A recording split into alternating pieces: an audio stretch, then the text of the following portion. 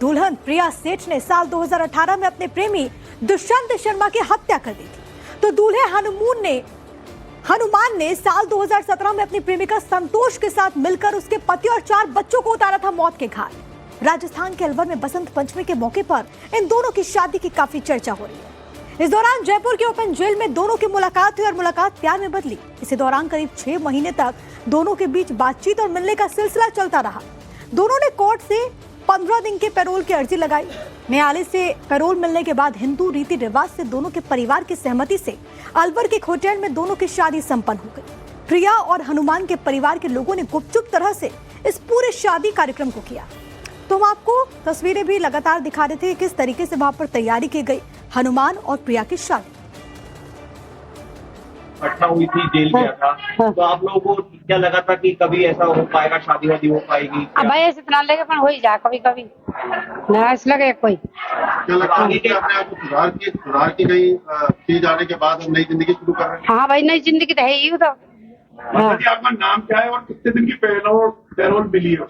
भाई नु मुझे पता ना है क्या झूठ बोले मैं तो पढ़ी लिखी ना हूँ। नहीं, अब शादी के बाद कभी आप लोगों ने बात करी कि आगे जीवन कैसा रहेगा, क्या करेगा? नु भाई की अच्छे गम बिताएंगे जीवन, याद सभी जाने तो करे जो अच्छा कोई करे।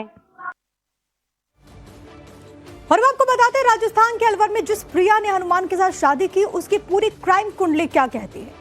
हनी ट्रैप में फंसाकर उसने युवक की हत्या कर दी।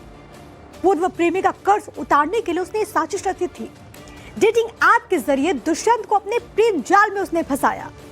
2 मई 2018 को उसने दुष्यंत को मिलने बुलाया। उसे बजाज नगर स्थित फ्लैट पर ले गई।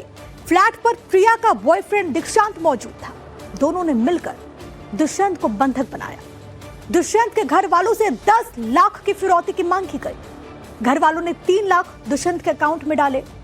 पैसे मिलने के बाद गला घोटकर दुष्यंत की हत्या कर दी गई। पहचान छिपाने के लिए चेहरे पर चाकू से कई वार कर दिया। पकड़े जाने के बाद प्रिया ने अपना गुनाह कबूल किया। तो इस पूरे मामले में कई सारी बातें भी निकल करके सामने आई, लेकिन फिलहाल इन दोनों आरोपियों ने शादी कर ली। और इस वक्त की एक और बड़ी खबर यूपी के औरैया से आई है। मेरठ के मुस्कान के बाद औरैया में ऐसा ही मामला सामने आया। बड़ी खबर यह कि पत्नी ने प्रेमी के साथ मिलकर अपने पति की हत्या कर दी। नशे की हालत में अरविंद को गोली मारी गई। औरैया के मंडी रोड इलाके में रहने वाले अरविंद की हत्या के मामले में पुलिस ने पूरा खुलासा किया। बीते 18 जनवरी को सूचना मिली थी कि अरविंद का खून से लथपथ शव कमरे में मिला है, जिसके बाद पुलिस ने इस पूरे मामले में जांच शुरू की। अरविंद की हत्या उसके घर के कमरे में हुई। जांच में जुटी पुलिस ने शक के आधार पर सभी परिजनों के मोबाइल फोन को कब्जे में लिया। उनकी कॉल डिटेल्स रिकॉर्डिंग निकलवाई गई, जिससे पत्नी सुप्रिया के फोन में पुलिस के हाथ ऐसे सुराग लगे जिससे पुलिस का शक मृतक की पत्नी सुप्रिया पर और ज्यादा गहरा हो गया। इसके बाद पुलिस ने सुप्रिया को हिरासत में लिया। पूछताछ की गई। पूछताछ में उसने अपना गुनाह कबूल कर लिया। इसके बाद पुलिस ने उसके साथ उसके प्रेमी योगेंद्र शाक्य को भी गिरफ्तार कर लिया है। पत्नी ने प्रेमी के साथ मिलकर इस बड़ी घटना को अंजाम दिया। नशे की हालत में अरविंद को गोली दी गई। मेरठ का मुस्कान कांड आपको याद होगा। औरैया से तीसरा मामला सामने आया, जिसे पत्नी ने अपने प्रेमी के साथ मिलकर अपने ही पति की हत्या करवा दी। मृतक की पत्नी का 1 वर्ष पूर्व योगेंद्र शाक्य से संबंध हुआ और मृतक की पत्नी योगेंद्र के साथ रहना चाहती थी, जिसे जब मृतक को इस बात की जानकारी हुई तब उसकी पत्नी ने योगेंद्र के साथ योजना बनाकर जिस दिन घटना कारित की गई उस दिन रात में उसको घर पर बुलाया और जब मृतक सो गया तो उसी कमरे में बुलाकर उससे कहा कि इसकी हत्या कर दो। तो योगेंद्र शाक्य द्वारा तमंचे से मृतक के सिर में गोली मारी गई, जिससे उसकी मृत्यु हो गई। अभियुक्त योगेंद्र शाक्य उर्फ पप्पू व मृतक की पत्नी को गिरफ्तार किया गया है। मेरठ में मुस्कान केस के बाद औरैया जनपद में तीसरा मामला था, जिसमें पत्नी ने अपने प्रेमी के साथ मिलकर अपने ही पति की हत्या करवा दी। पुलिस ने घटना का खुलासा करते हुए पत्नी और उसके आशिक योगेंद्र शाक्य उर्फ पप्पू को गिरफ्तार कर लिया है। जनपद के बेला थाना क्षेत्र में बीते 18 जनवरी को सूचना मिली कि 40 वर्षीय अरविंद निवासी मंडी रोड बेला का खून से लथपथ शव मिला है। सूचना पर पुलिस पहुंची। शव को कब्जे में लिया गया। जांच शुरू हुई। पोस्टमार्टम रिपोर्ट में अरविंद की मौत सिर में फंसी गोली की वजह से हुई थी और इसके बाद पुलिस को ये हत्या की गुत्थी सुलझाना पुलिस के लिए एक बहुत बड़ी चुनौती बन गई, क्योंकि अरविंद की हत्या उसके ही घर की चारदीवारी के भीतर हुई थी। पुलिस को इतना तो शक था कि हत्या में कोई न कोई घर का ही सदस्य संलिप्त है। पुलिस ने मृतक के भाई अशोक कुमार की तहरीर के आधार पर अज्ञात के खिलाफ मामला दर्ज किया। जांच शुरू हुई। जांच में जुटी पुलिस ने शक के आधार पर सभी परिजनों के मोबाइल फोन को अपने कब्जे में लिया। उसकी रिकॉर्डिंग निकलवाई गई, जिसमें उसकी पत्नी प्रिया के फोन में पुलिस के हाथ ऐसे सुराग लगे जिससे पुलिस का शक मृतक की पत्नी पर और ज्यादा गहरा गया। इसके बाद पुलिस ने उसे हिरासत में लिया। पूछताछ शुरू हुई। पुलिस हिरासत में उसने बताया कि तिरवा बेला रोड पर योगेंद्र शाक्य और पप्पू बैग बनाने की दुकान उसने किया हुआ है, जहां पर तकरीबन 1 साल पहले वो बैग बनवाने के लिए गई थी। योगेंद्र से उसकी बातचीत होने लगी और योगेंद्र ने उसे 2000 रुपए मांगे थे। इसके बाद से दोनों के बीच नजदीकियां बढ़ी। इस दरमियान दोनों के बीच कई बार संबंध भी बने और फिर इस पूरे मामले में उसने प्लानिंग की। तो ये पूरी घटना कई सवालों को जन्म देती है कि किस तरीके से पूरी प्लानिंग प्लॉटिंग होती है। 17 जनवरी को अरविंद की हत्या हुई, ये प्रिया की तरफ से कहा गया। योगेंद्र शाक्य प्रिया पर हत्या का आरोप है। प्रिया का पति था मृतक अरविंद। 1 साल पहले योगेंद्र से प्रिया की मुलाकात होती है।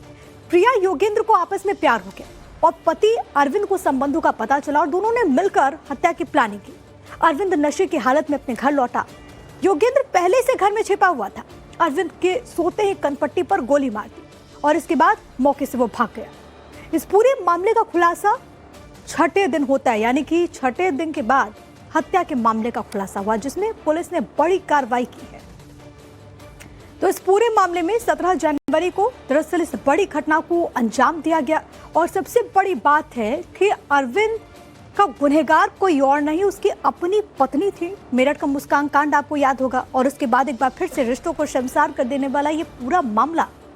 अरविंद को मौत के घाट उसकी पत्नी प्रिया उतारती है अपने प्रेमी के साथ मिलकर के।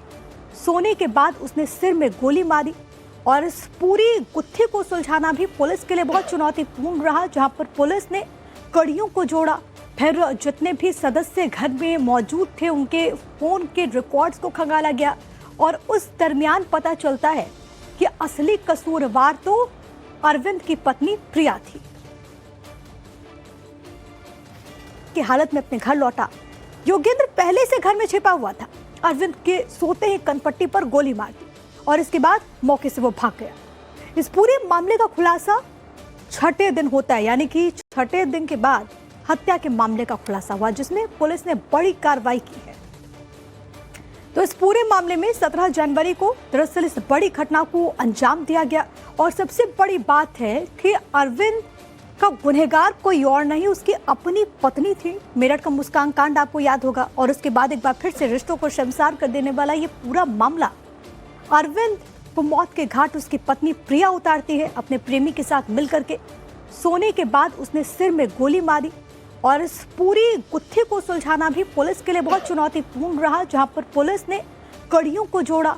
फिर जितने भी सदस्य घर में मौजूद थे उनके फोन के रिकॉर्ड्स को खंगाला गया और उस दरमियान पता चलता है कि असली कसूरवार तो अरविंद की पत्नी प्रिया थी।